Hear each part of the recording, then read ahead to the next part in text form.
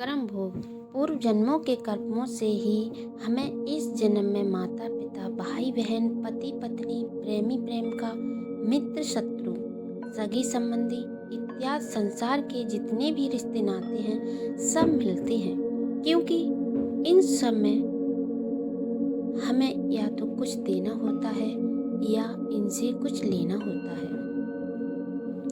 वैसे ही संतान के रूप में हमारा कोई पूर्व जन्म का संबंधी ही आकर जन्म लेता है, जिसे शास्त्रों में 4 प्रकार से बताया गया है।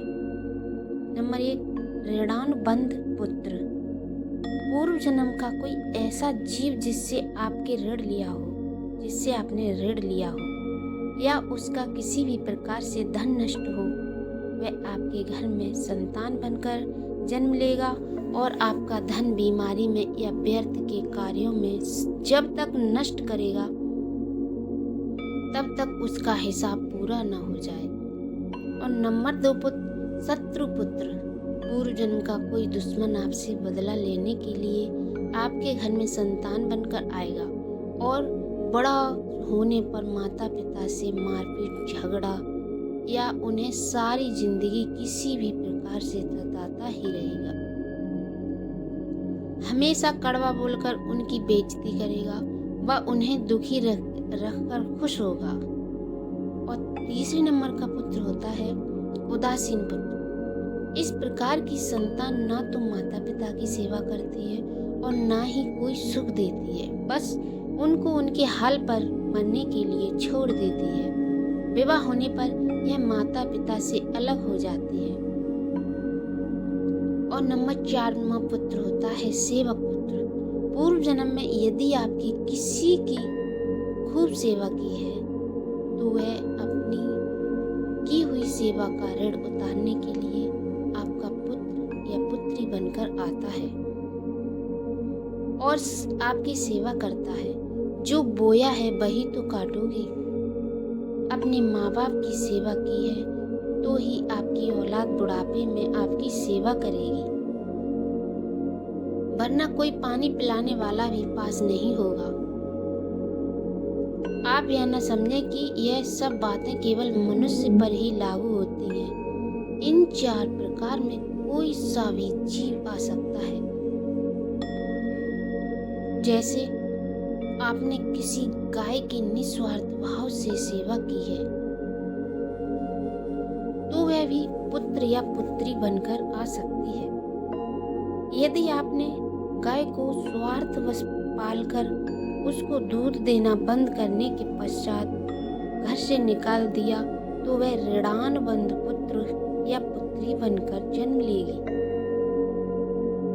यदि आपने किसी निरपराध जीव को सताया है तो वह आपके जीवन में शत्रु बनकर आएगा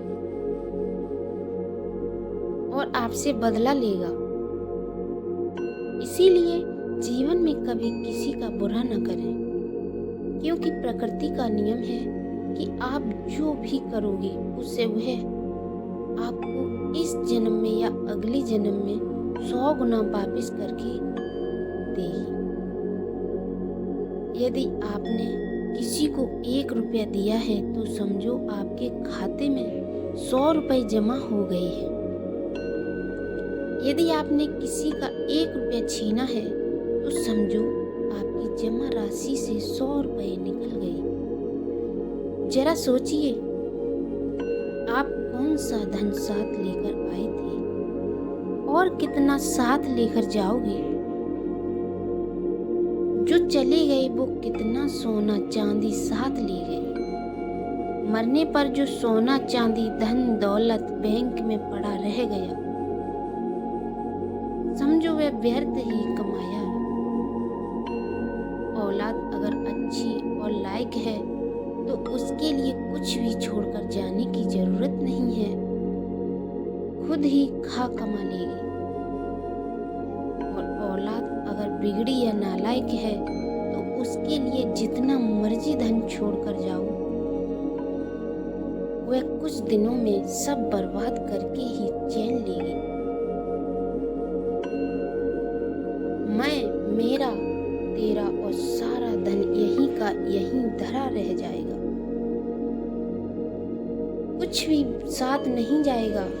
साथ यदि कुछ जाएगा भी तो सिर्फ आपके कर्म ही साथ जाएंगे। इसीलिए जितना हो सके सत्कर्म करें।